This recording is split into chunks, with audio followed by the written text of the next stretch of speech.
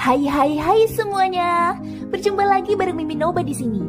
Mimin ucapkan terima kasih ya untuk para sobat Noba yang sudah memberikan support dan kesetiaannya sampai sejauh ini. Dan juga Mimin tidak akan bosan-bosan minum pil Tika Dewa agar terus kerja membawakan episode-episode berikutnya dari BTTH Keabadian Kaisar. Pokoknya jangan bosan-bosan untuk terus mengikuti kelanjutannya. Kalau tidak, Mimin akan membuat kalian tidak bisa tertawa atau menangis. Let's go, mari kita masuk ke dalam ilusi seni radionya.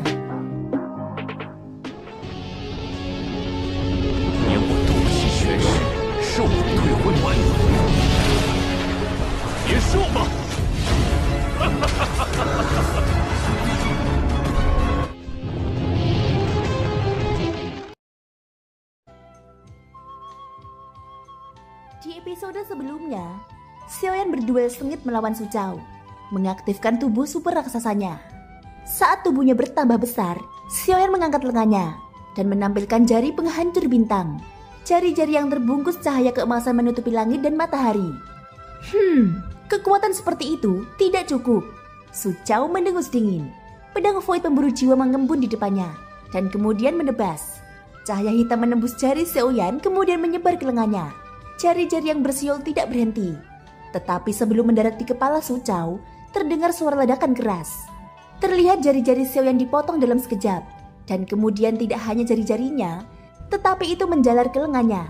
Dan semuanya terpotong. 7 tapak dewa membunuh. Xiaoyan mengabaikan lengannya yang patah dan melangkah maju dengan kakinya. Jejak kaki yang besar dan hampir nyata itu jatuh dari langit. Di bawah tubuh keabadian fisik super raksasa, setiap langkah dari teknik 7 tapak dewa pembunuh tampak sedikit sulit. Namun semakin kuat tubuhnya, maka kekuatan 7 tapak dewa pembunuh juga akan berlipat ganda. Pergi! Namun Su Chao hanya menghela nafas pelan. Sama sekali tidak menganggap serius serangan Xiaoyan. Pedang void pemburu jiwa berwarna hitam di depannya meraung. Jaring pedang! Cahaya hitam menderu di udara. Segera setelah itu membentuk jaring yang menutupi langit dan matahari. Seolah terbuat dari garis hitam dan kemudian menyapu 7 tapak dewa pembunuh Xiaoyan. 7 tapak dewa pembunuh Xiaoyan terpotong-potong dalam sekejap. Seolah-olah tidak memiliki kekuatan sama sekali dan tidak dapat bersaing dengannya. Jangan bandingkan aku dengan si idiot Sulin itu. Dia baru saja menerobos ke level ketiga dan bahkan hanya membuka 1 sumber. Sedangkan aku sudah membuka 3 sumber. Trikmu rentan terhadapku, ucap Su Chao. Tingkat ketiga keabadian dewa disebut 9 sumber. Semakin banyak sumber terbuka, semakin kuat kekuatan aturannya. Dalam 2 bentrokan gerakan, Xiaoyan sudah bisa merasakan celah yang luar biasa, yang merupakan rasa penindasan yang sama sekali berbeda dibandingkan saat menghadapi Sulin. Kekuatan yang mulia Su Chao di depannya jauh lebih kuat. Baik itu jadi penghancur bintang atau 7 tapak dewa pembunuh, itu dapat dianggap sebagai salah satu metode terkuat Xiaoyan saat ini. Namun keduanya tampak sangat rentan di hadapan Su Chao. Segera cahaya keemasan petir mengalir dari lengan Xiaoyan yang patah. Segera setelah itu lengannya yang patah memadat kembali. Saat berikutnya pilar Tianjun sekali lagi membengkak sesuai dengan ukuran tubuh Xiaoyan. Dengan restu Dingmu, pilar Tianjun memancarkan tekanan yang kuat. Xiaoyan tiba-tiba memeluknya dengan kedua lengannya. Kekuatan Tianjun tercurah dan bergerak menuju Su Chao. Tidak peduli seberapa tajam pedangnya, pilar Tianjun adalah harta paling berharga dari klan Yuan Shen. Tidak mungkin untuk dipatahkan dengan mudah oleh pihak lain. Pada saat ini pilar Tianjun jatuh dari langit. Dan tubuh Xiaoyan begitu besar hingga hampir menutupi separuh langit. Dia seperti dewa. Tapi sepertinya, Su Chao yang tampak sekecil semut itu bisa dengan mudah menyelesaikan setiap gerakan yang dia lakukan. Sejauh ini sosok yang berukuran besar itu jelas dirugikan. Namun Xiao Yueli sudah menangani 2 orang yang tersisa di medan perang kacau. Dia tidak segera bergabung dalam pertempuran antara Xiaoyan dan Su Chao, tetapi menunggu Xiaoyan. Meskipun ayah kuat secara fisik, ilmu pedang orang itu sangat menakutkan. Pedang dengan kekuatan aturan yang kuat dapat dengan mudah menembus pertahanan ayah. Dibandingkan dengan Sulin, orang ini memang jauh lebih sulit untuk ditangani. Xiao Yueli berdiri dalam kehampaan. Setiap kali seorang prajurit Taisu mendekat, sabit kematian di sampingnya akan diayunkan, memotongnya menjadi beberapa bagian dalam sekejap. Sekarang, apakah kamu sudah mengeluarkan semua kartu trufmu? Kalau begitu, aku akan membunuhmu dengan skill pedang yang aku pelajari di pedang void pemburu jiwa. Teknik pedang ini disebut pengejaran jiwa. Seorang pendekar pedang sejati hanya membutuhkan 1 pedang untuk membunuh musuh. Inilah pedang pengejar jiwa yang sebenarnya, ucap Su Chao. Dia tidak terburu-buru ataupun lambat. Menghadapi bayangan besar yang mendekat, Pedang void pemburu jiwa Su Chao terbang mundur dan tertahan di telapak tangannya. Bilah pedangnya terus bergetar, dan energi hitam yang diubah dari jiwa yang dirugikan berjuang dengan gila-gilaan. Dia perlahan mengangkat pedang di tangannya, meninggalkan bayangan dimanapun pedang itu lewat. Jiwa tak berdosa yang tak terhitung jumlahnya di pedang itu langsung dilepaskan. Mereka meraung kesakitan, dan kemudian bergegas menuju pilar Tianjun di atas kepala mereka. Apa yang kamu lihat hanyalah ilusi. Yang disebut kebencian hanyalah kebencian. Aku mengintegrasikan kebencianku ke dalam jalan pedang, dan kemudian menggunakan aturan untuk memotong pedang ini, yang dapat menembus kekuatan 1000 titik. Ucap Su Chao. Jiwa tak berdosa yang mengaum itu berubah menjadi pedang yang sebanding dengan ukuran pilar Tianjun. Keduanya bertabrakan dengan keras. Kekuatan menakjubkan dari keduanya saling terkait.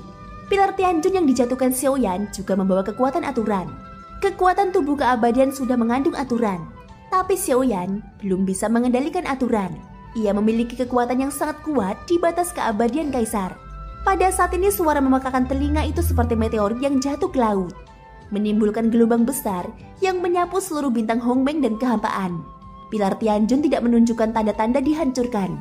Lagi pula itu adalah harta karun dari klan Yuanzhen. Namun lengan Xiaoyan yang memegang pilar Tianjun hancur berkeping-keping pada saat ini. Tidak peduli seberapa kuat pertahanannya, ia tidak dapat menahannya. Lengannya mulai retak seperti kristal pecah dan darah emas muncrat keluar. Suara retakan tulang yang jelas terus terdengar. Pilar Tianjun kehilangan aliran kekuatannya dan terguncang hingga terpisah. Su Chao tersenyum sinis, mengangkat pedang pemburu jiwa di tangannya dan menebas ke arah Xiaoyan lagi. Ketika cahaya hitam meraung dan mendekati Xiaoyan, dia melihat sabit kematian berputar dan terbang melewatinya, lalu bertabrakan keras dengan pedangnya. Sabit kematian segera bersaing dengannya. Sosok Xiao Yueli muncul dan memegang sabit kematian. Lalu dia mengayunkannya dengan keras dan menghancurkannya menjadi beberapa bagian. Apakah Pluto akhirnya mengambil tindakan? Inilah yang kuharapkan. Kalau tidak, maka aku akan memotongnya menjadi beberapa bagian dan mempelajarinya dengan cermat. Bagaimanapun, sangat sulit bagi siapapun untuk bertemu dengan anggota klan Yuanzhen yang punah. Kudengar Pluto seksi juga telah bereinkarnasi. Sekarang sepertinya itu benar. Jika tidak, kekuatan pedangku barusan tidak akan terlalu sulit untuk diambil. Ucap Su Chao.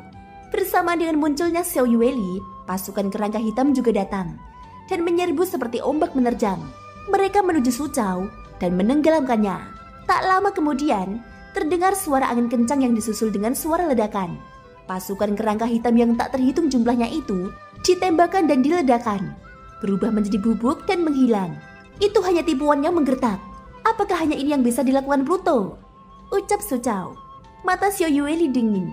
Tidak ada ekspresi kelembutan di wajah cantiknya. Dia hanya menyeret sabit kematian dan berlari dalam kehampaan. Kecepatannya menjadi semakin cepat dan tubuhnya berubah menjadi bayangan.